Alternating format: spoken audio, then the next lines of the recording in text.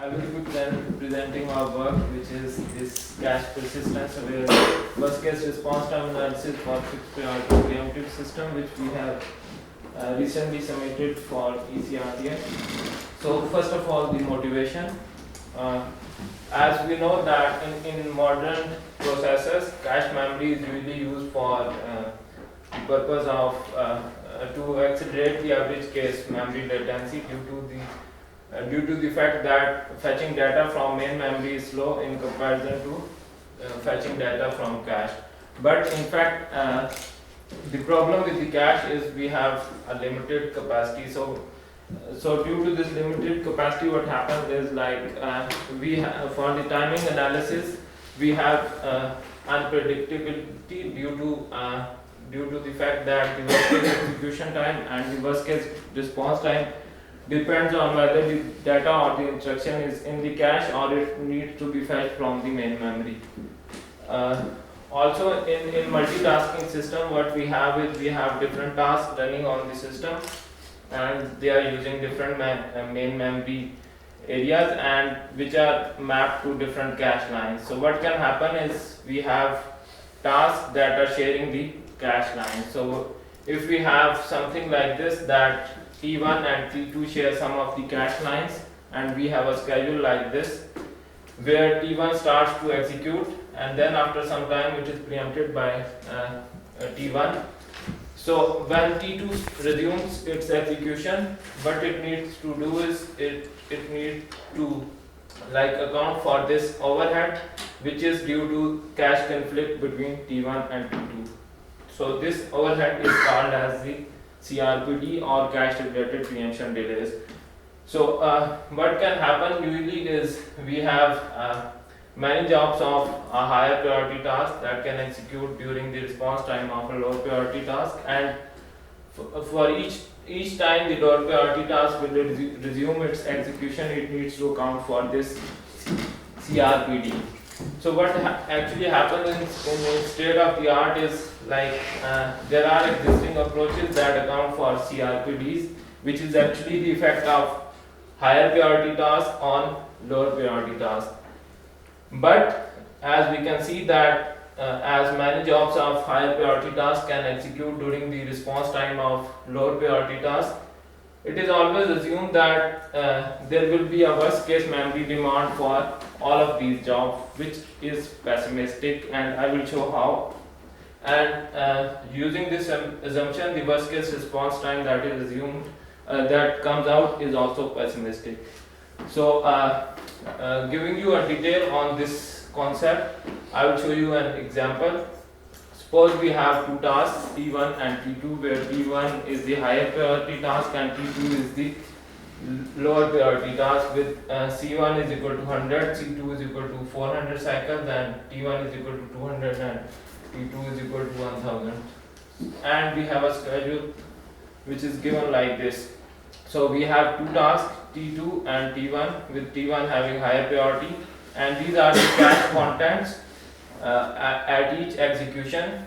The numbers that are in bold show that we need to fetch these cache blocks from the main memory, and if they are not bold like this, it shows that they are already in the cache. So this is a simple schedule. We have T2 starts to execute, and then after some time T1 preempts it and starts execution, and we can see that three jobs of T1 execute during this period. So if we want to calculate the total memory demand during the response time of R2, we can have something like this, that we have MD2, which is this memory demand, and then we have, as three jobs of T1 execute during this time, so we will be having 3 times this memory demand of MD1, and then we will be having this cache related preemption delay, which are these overblocks. As we can see that T2 was using 5 and 6, and when T1 started to execute, it was also using cache block 5 and 6. So it was evicted, and then when T2 starts to reload, it needs to reload it again.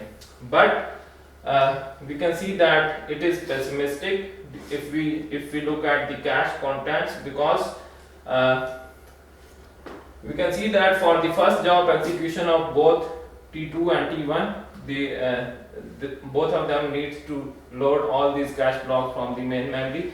But after the execution of the first job of T1, what we have is like we have most of the we have these cache blocks already in the memory, so we just need to reload these cache blocks 5, 6 and 9. Other 3 cache blocks are already in the memory from the previous execution, so we don't need to reload them. So what we need to do is we need to have something like this, which is this MDIR, and we need to account for this, and then we have this cache related preemption delay. So looking at this cache content, we can see that always assuming the worst case memory demand can be pessimistic in many cases. So based on the observation we have in the example, we propose the following contributions in this work. First of all, to introduce the concept of cache persistence. Cache persistence in the context of worst case response time analysis, and then we describe some approach that how this cache persistent effect can be calculated.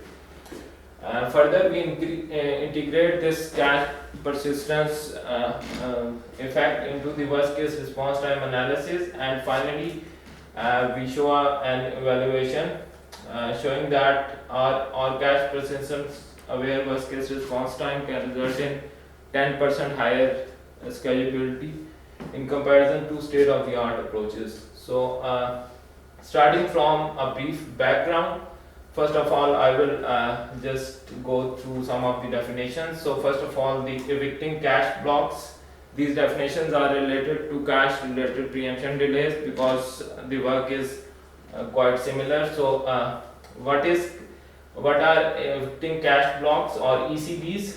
Any cache block that is accessed during the execution of a task is called evicting cache block. For example, we have a task T1, and here we show the you can say these are execution blocks of T1. So during this 0 to 100, it uses cache block 1 and 2. From 100 to 200 it uses 5, 6 and 7, and from 200 to 300 it uses 3 and 4. So ECBs in this case are given as 1, 2, 3, 4, 5, 6, 7. So similarly, we have another concept which we call the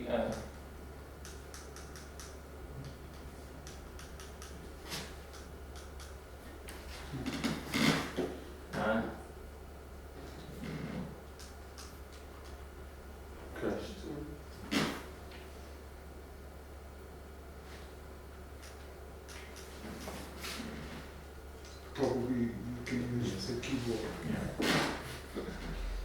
So we have another concept which we call the useful cache block, and any cache block that will be reused during the execution of a task is called useful cache block. For example, if we have a schedule like this and we have a task T1, we see that from 0 to 100 it loads 1 and 2, from 100 to 200 it loads 5, 6 and 7, and again from 300 to 400 it again uses this 2, 5 and 7, which are already in the cache. So these kind of cache blocks are called useful cache blocks, which are used more than once during the execution of a task.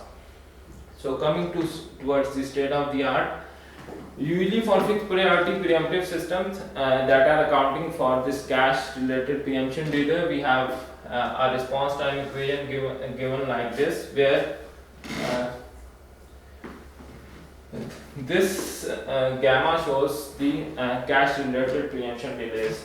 So there are different methods existing in literature that can be used to calculate cache related preemption delays, and the basic concept is to use the uh, evicting cache blocks of the preempting task and the useful cache block of the preempting task. I will just show you with the help of an example. Suppose we have this task T2 and it starts to execute, and as we have seen from the previous slide that 2, 5 and 7 are the UCBs of this task T2.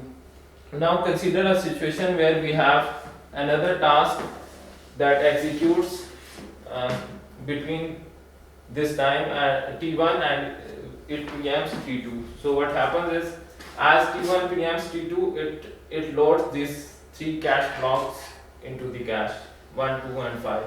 So what happens is, when T2 starts to execute again, now it needs to reload 2 and 5 again, because of the fact that they were evicted due to the execution of T1. So this concept is called cache related preemption delay, and it is usually calculated using the UCBs, which were the 2, 5 and 7, which were the UCBs of T2, which was the preempting task, and the ECBs that are 1, 5, 2, that are the ECBs of the higher priority task or T1. So we take a intersection between the two, and the result gives us the cache related preemption delay.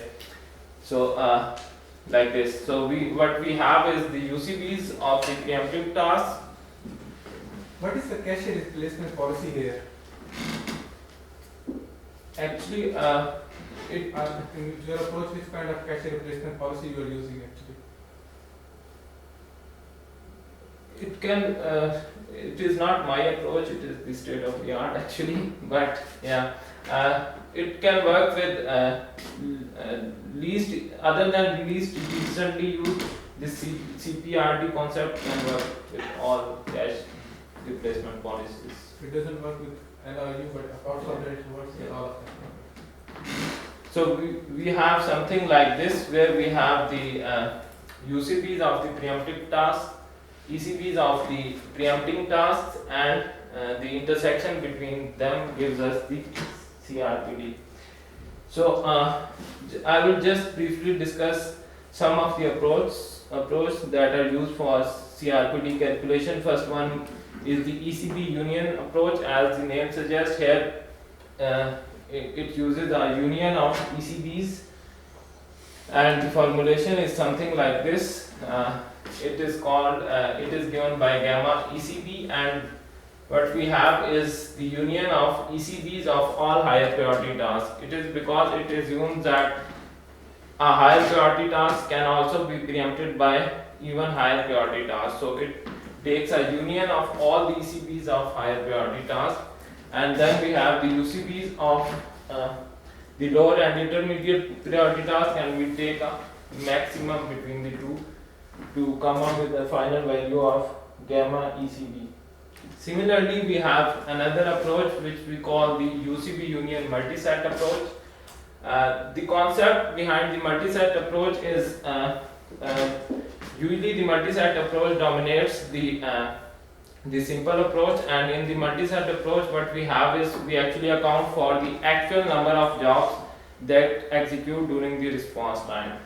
For example, if we have a schedule like this where we have 3 tasks, T3, T2 and T1, with T1 having the highest priority, so we can see that T1 actually executes 6 times during the response time of T3.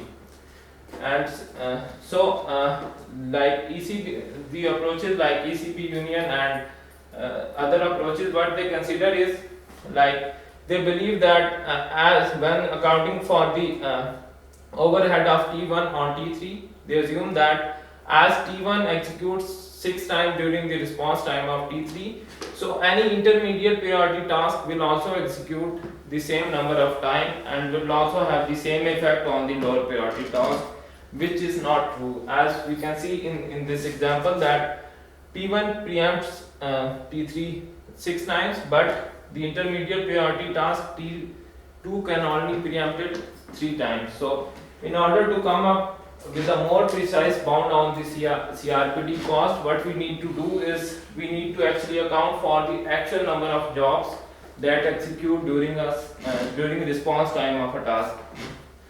So which is so in the UCB union multi-set approach, what they define is the actual number of jobs that execute during a response time. Like for two tasks, I and J, with J being the higher priority task. So the total number of jobs that execute during the response time of Ti is given by this EJRI. Similarly, the total number of jobs of intermediate priority tasks that can execute during this time are given by this relation. So when accounting for the actual number of job executions, the UCB union approach results in a tighter bound on the value of CRPD, and the formulation is something like this. We have the UCBs of the intermediate priority task, but here we are summing them up based on the number of jobs that are released. Similarly, for the ECBs of higher priority task, we sum them up for on the number of jobs that are released by the high priority task. So using this formulation, it results in a precise CRPD bound, and this UCB union multi-set approach actually dominates the ECB union approach. So coming towards some definitions. So first of all, as we have seen that when calculating the execution time, it is always assumed that the task will be having a worst case memory demand. So in this work, what we propose is, rather than using CI only, we actually divide it into two parts, which is PI, which we call the worst case processing demand, and MDI, which is the what we have in this work is, we divide actually CI into two terms, which is the PI, which is the worst case processing demand of task Ti in isolation, and MDI, which is the worst case memory demand of Ti in isolation. So this is due to the fact that, as we have seen, that the memory demand, always assuming the worst case memory demand, is not feasible. So to account for this variable memory demand that we have due to cache persistence, we actually divide the CI into two terms, that is the processing demand and the memory demand. So as we know that this worst case processing demand and memory demand might not occur on the same path in multi-path programs, so this relation will mostly hold that we can have CI less than or equal to PI plus MDI. Similarly, we defined another memory demand, that is the memory demand of Ti when all of its PCBs, that is the persistent cache blocks, are already cached. I will define the PCBs in the next slide, but it is the cache block when we assume that we already have something in the cache and we just need to reload the data that needs to be updated. And usually MDIR is less than MDI. But why do you write like CI less than or equal to PI plus DI? Whereas we know that the worst case execution time of a task consists of those two parts. So since I'm considering only the maximum, I will also have that PI plus MDI is less than or equal to CI. No, because this when you are accounting, when you have a multi-path program, you can have a worst case processing demand that is different and a worst case memory demand that is different.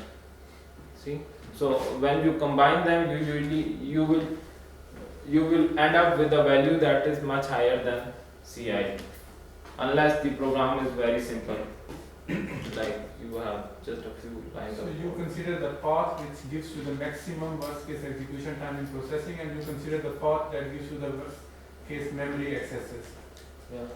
So we have, because we are dealing, this is not a single path program. We can have different paths, and for a multi-path program, if you have a very simple program, then this will actually be equal to CI will be equal to PI plus MDI. But for multi-paths, it will not hold.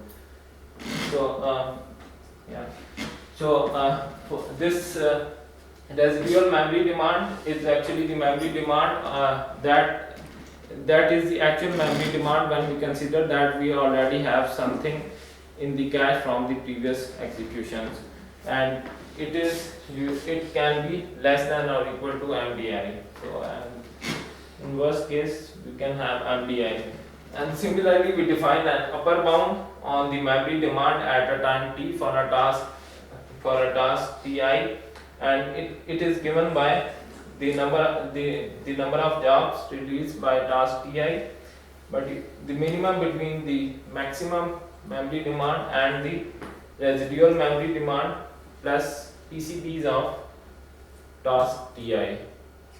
This is only multiplied with the residual memory demand, because these PCBs will always be loaded only once. I will define the PCBs.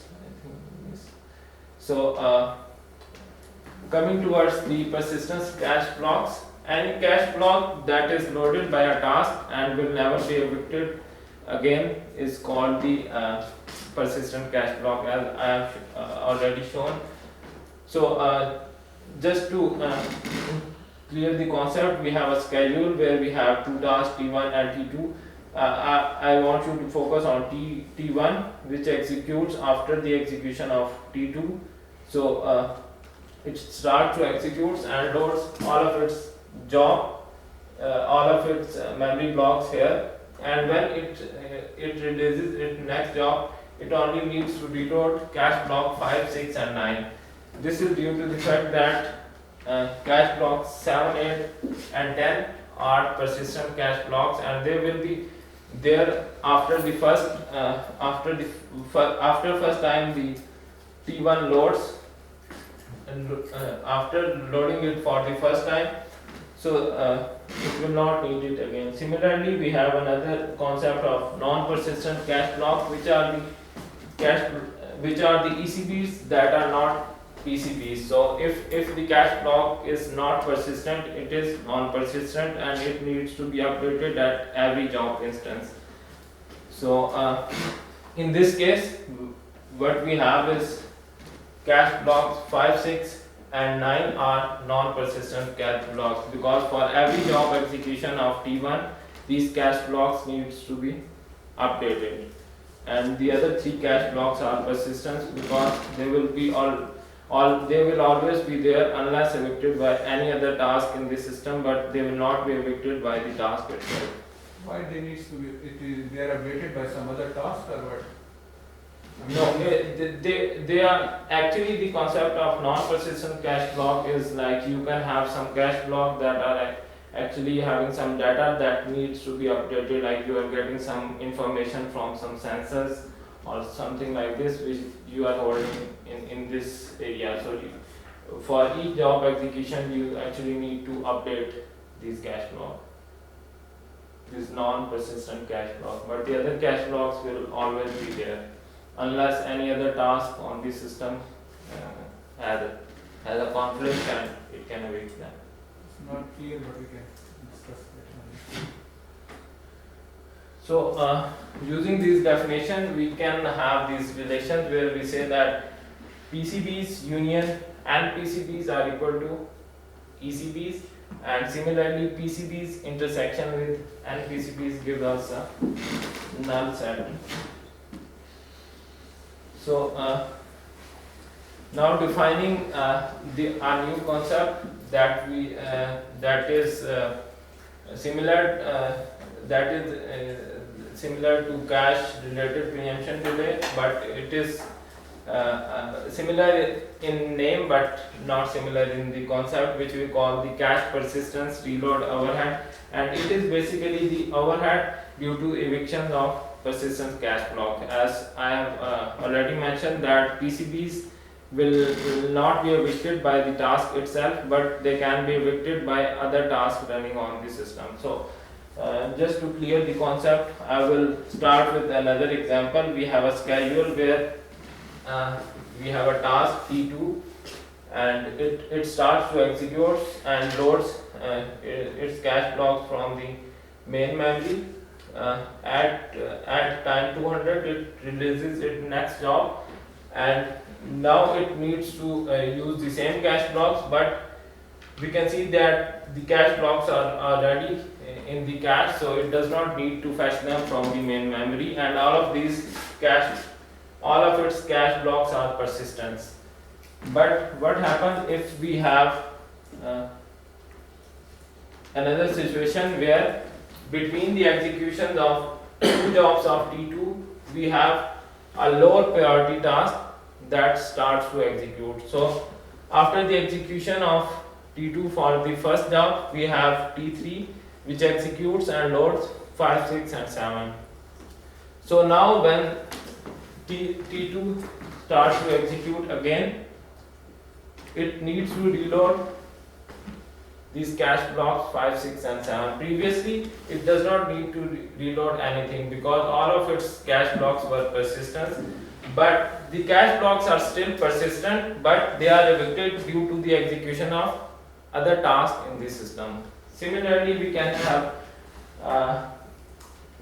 a different situation where we have the same task T2, it executes its first job and loads all of its cache blocks. Then we have T3 which executes and loads 5, 6 and 7.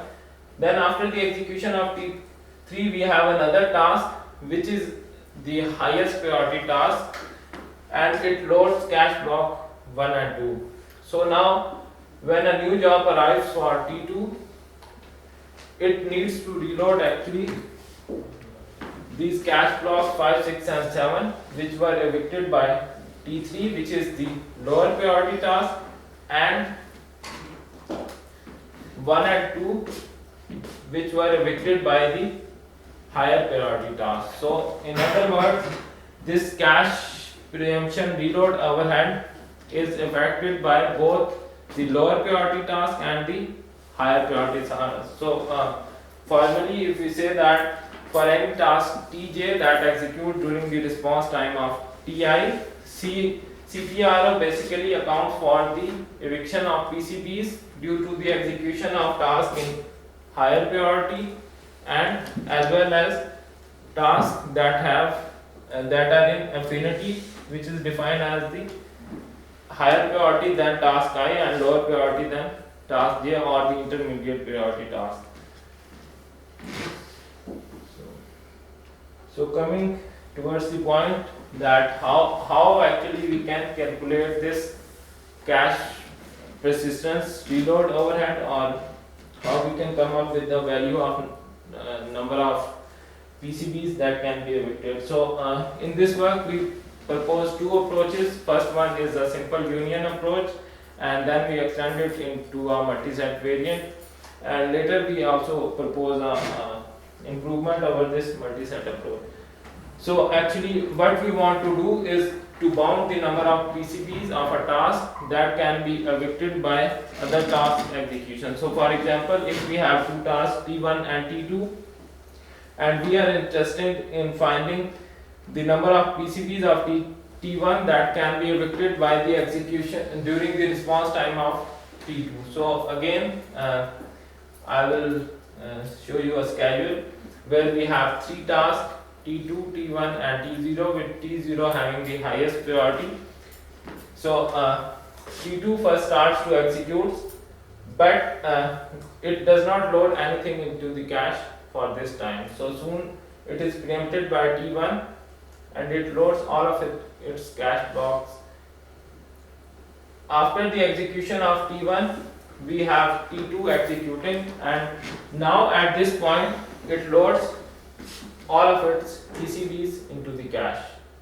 Similarly, after the execution, we have another task which is the highest priority task, and it also loads, starts to execute and loads its ECBs into the cache. Now when the task that is under observation starts to execute, these 9 and 10 actually are the NPCBs of TI that is needed to reload in actual case. But as we can see that due to the execution of these two tasks, it does not only need to load 9 and 10, but in fact it also needs to reload 5 and 6 and 8, which were evicted by higher priority tasks, as well as 9 and 10. So if we formulate it, we can say that the cache persistent reload overhead of T1 during the response time of T2 is given by the PCBs of T1 intersection with ECBs of T2 plus PCBs of T1 intersection with ECBs of T0, which is the highest priority task. So this term actually reflects the tasks that are intermediate or lower priority tasks, and this term reflects the Question is, how do you compute these PCBs if you have multiple paths program? If you have multiple paths in a program, how do you compute these PCBs? Because every path will have different PCBs, right? so for And which one you consider? Because on the runtime, you might be considering the worst case, but there might be another one. So how do you compute the PCBs? Which one you consider? I mean, obviously, and how do you compute it? actually we computed. I will go on to that but I will not go into that much details because but it is actually calculated using this static analysis, that must and may cache analysis. And I think because I have not done it, it has been done by our collaboration with someone else. But what I assume is actually it is the PCBs are actually the common for all the it is For all paths, it's a common set. yeah. Is it true? The PCBs are defined at the task level, not at the task level. So indeed you can have different PCBs in different paths. But considering more PCBs in that analysis is more pessimistic. So it's safe. Okay, so you consider all the PCBs in all the paths. That's what you mean, okay. Then it's safe. Then.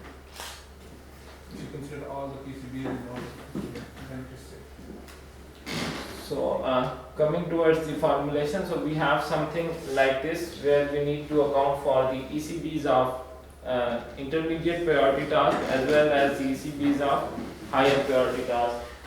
So as we can see that the intersection between the first one gives us 5 and 6 and the second one gives us the cache block 8. So in this case we have CPRO equal to 3.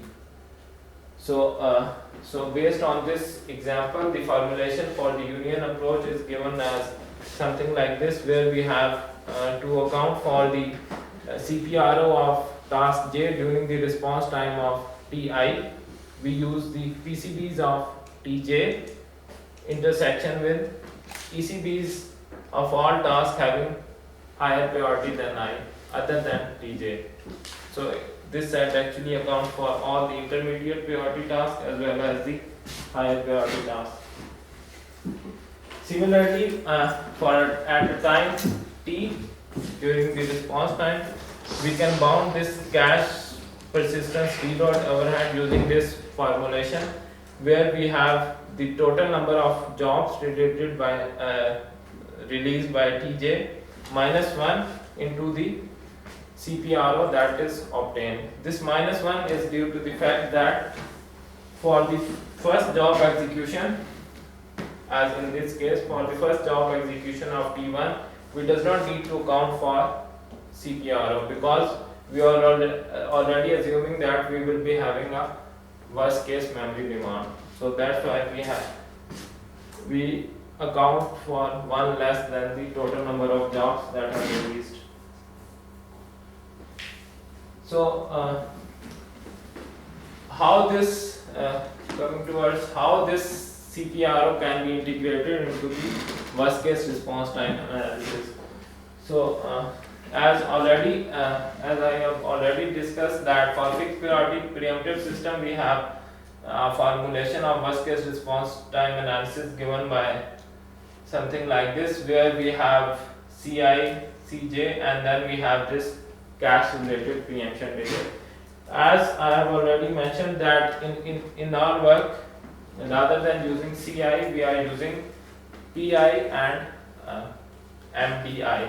So based on this, our worst case response time formulation is something like this, where we have the processing demand of all higher priority tasks, and then we have the memory demand, which is the upper bound that is given, that is defined previously, and then we have this CPRO, which is also an upper bound, and then we have this cache related preemption delay.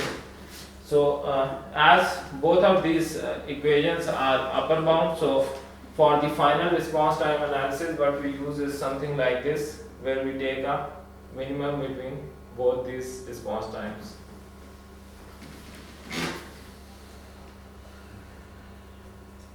So now how we can actually improve this CPRO calculation. So as I have already mentioned that we also come up with a multi-set approach that can improve on the simple union approach. So for the multi-set approach, usually the union approach assumes that ECBs of all tasks in HPI can interfere with PCBs of Tj same number of times as Ti. The concept is almost similar to what I have already discussed for the UCP union multi-set approach, but here we are doing it for the CPRO, not for CRPD. So I will again use an example where we have three tasks, T1, T2 and T3, and T1 is the highest priority task. And if we are interested in calculating the CPRO of T1 during the response time of T3, we have something like this, which I have already defined, that we have this E1 into R3, which gives us the total number of jobs of T1 that are released during the response time of T3, minus 1 into CPRO, which is the cache persistence reload overhead that can be calculated using the union approach, which I have discussed. But as we can see that similar to UCP union multi-set approach, we can see that during this time T3 actually executes 4 times, but T2 only executes twice. So for the simple union approach, what it assumes that the ECBs of the lower priority task, that is T3, and all the intermediate priority tasks will be considered the equal number of times. But as we can see that the number of executions are not equal, so we actually need to separately identify how many times each task in HPI has executed, because the number of jobs released by T1 during the response time of T3 are not equal to the number of jobs released by T2 during the response time of T3. So we actually need to, in order to improve on the simple union approach, we need to actually actually take into account the actual number of times each task in higher priority equal than I can execute during this during successive jobs of Ti, in order to have a tighter bound on the value of cache persistence reload overhead. So so I will again use an example to come up with a formulation of the multi-set approach. Suppose we have 3 tasks, T1, T2 and T3, and we want to calculate the CPRO of task T3 during the T2 during the response time of T3. So what we need to do is we need to consider the ECBs of both higher priority than 2, where we have j is equal to 2, and the tasks that are in infinity between 3 and 2, that are the intermediate priority tasks. So for the case of HEP2, we are higher priority than 2, we only have T1. So looking at the schedule, we can see that T1 can release 3 jobs during this time, during the response time of T3. So its ECB should be considered 3 times. Similarly, for the affinity set, we only have task T3. So we need to account how many jobs of T3 can be released. So we can see that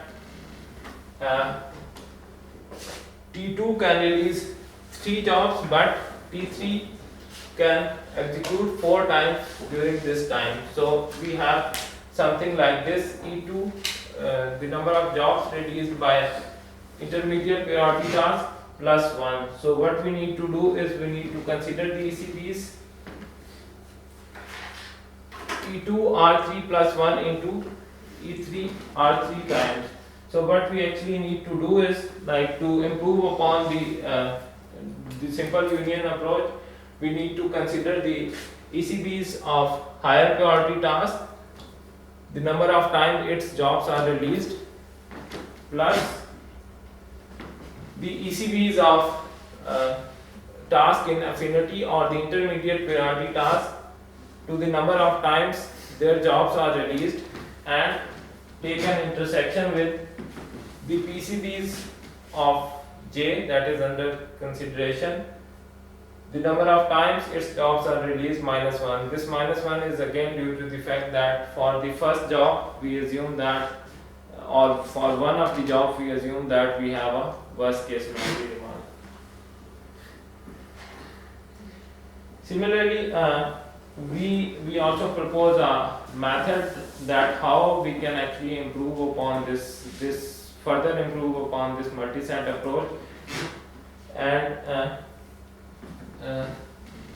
this can be defined by using this concept, as we have already defined that ECBs are composed of PCBs and NPCBs, and the intersection between PCBs and NPCBs is a null set. But what we can have is something like this, that we can have some UCBs that can be PCBs or NPCBs. So the improvement is based on the fact that in the worst case, the task that have higher priority than the task under consideration can load all of the ECBs that are PCBs plus the NPCBs. But the intermediate priority task, one, because for the same job they will only load their PCBs only once, unless they are UCBs, because UCBs will be evicted by the other task due to cache preemption delays, and they need to actually reload them again. So how we can further improve this multi-set approach is that we can actually divide this affinity set into 2 sets, one which only account for the PCBs that will be only loaded for the number of times jobs are released by the intermediate priority task. But the NPCBs can be loaded more than once, so we need to account them how many times they can be loaded. So using this formulation, we can even improve upon the multi-set approach based on the fact that PCBs will only be loaded once, and the NPCBs or the UCBs that are PCBs will be loaded more than once. So based on this fact, we can further improve upon the multi-set approach. So coming towards the experimental section, So first of all, the experimental setup, we have used the Millard benchmarks, and task parameters are derived using static cache analysis using the Heptane tool. We did it in collaboration with Isabel Bayu and Damian Hardy. This is just a sample output that we get from the tool, calculating the CI, PI, MDI, memory, residual memory demand, ECPs, PCPs, UCPs, and PCPs. And further, we use the multi-core response time analysis tool by Sebastian Altmaier. We modified it and used it for task generation and worst case response time analysis. We performed different experiment by varying different task parameters. So this graph is for total utilization. We varied the utilization from 0.1 to 1 in a step of 0.05. I am just showing this from 0.5 to 1 because for the previous utilization, all these approach actually performed similarly.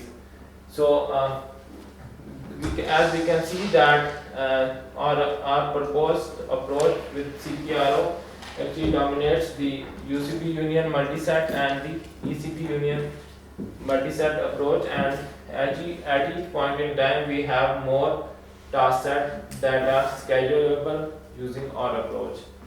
Similarly, we also experimented by varying the number of tasks. Usually by varying the number of tasks, the number of preemption increase and this scalability tend to decrease. So we varied the number of tasks starting from 5 to 20 in steps of 5, and as we can see that for all the three approaches, the scalability actually decreases, but still we can see that for our proposed approach, we actually outperform all the other approach at each point. Similarly, we also experimented by varying the cache size. We fixed the cache block size and varied the number of cache sets from 32 to 512. And as we can see, as we increase the number of cache sets, our approach tends to perform better. This is due to the fact that when we have a larger cache, the number of persistence cache blocks tend to increase. So as we have more persistence in the cache, we can actually increase the we will be having a low memory demand, and in turn we will increase the scalability.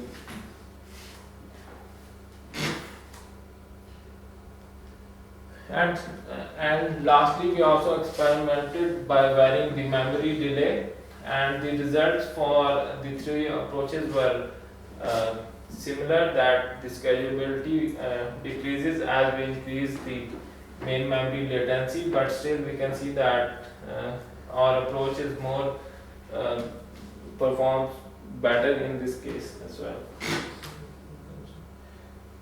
So coming towards the conclusion and future work. So in this work, what we propose is a method to calculate the cache persistence to persistent cache blocks that can result in variable memory demand. And then we presented different approaches to determine this cache persistence reload overhead. And finally, we integrated the methods to calculate the CPRO into the worst case response time analysis of fixed priority preempted system. And finally, we provided an experimental evaluation showing that our approach performs better than the state-of-the-art approaches. For future work, we hope to extend this analysis to set associative and data caches.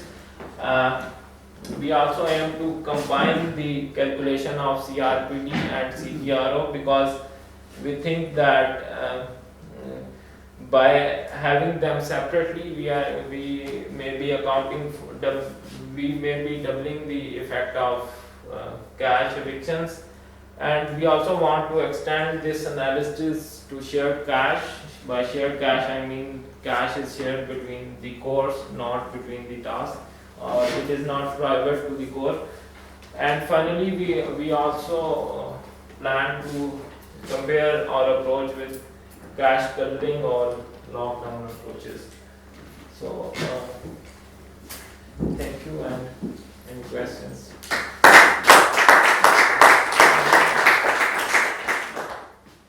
For questions? Just a comment, I think it would be really nice to combine this approach with a colored lockdown approach. It would be really nice and interesting in the multi-mode cache. Yeah, we are like thinking on this. Because you have to share multi-cores, and if you have shared cache, and if you have colored lock approach on the core level, and then you can combine this approach that is actually more on a core level with that, it would be very nice to see the results actually. It would be much more interesting in the context of safety critical system. Yeah, actually, we, as I said, that I've started to read and see how it can be done. So this is one of the future goals. And the second, it would be nice to extend this approach for the server-based approaches. I mean, that would also be nice if you have multiple tasks that are actually, if you have multiple servers, and each server have multiple tasks inside each server that are running in a cyclic repetitive manner. So if you integrate this approach with that scheduling algorithm, it would be also very nice. The second one, I'm not sure, because if you are using server, probably you want to flush the cache anyway when you change server, because the server are there to enforce isolation. Yes, but if you have a colored lockdown approach, so then you can associate some of the cache blocks for the different servers, right? So if you compute the frequency of different cache blocks, and then you divide the cache among those servers actually, and then you give some of those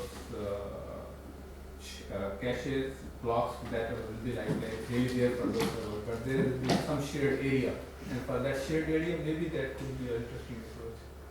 But I don't know. I mean, Then there shouldn't be shared area. If you are with criticality and you are using servers or partitions, they cannot be shared area in the memory for the different That is partitions. using single core equivalence. They have a shared area where they use colored lockdown approach. So, but anyway, yeah, they use shared cache for that. I mean, they are not using the fully partitioned approach there. They are using this like lockdown approach. Lockdown approach, yes.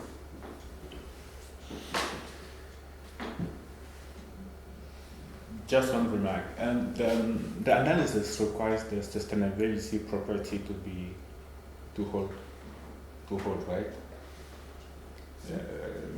By this I mean that here you assume that each job, all jobs of a task executes always for the same amount pi, time unit, no? So is it proven that the analysis is sustainable in this sense? Okay. That's fine. Any other question?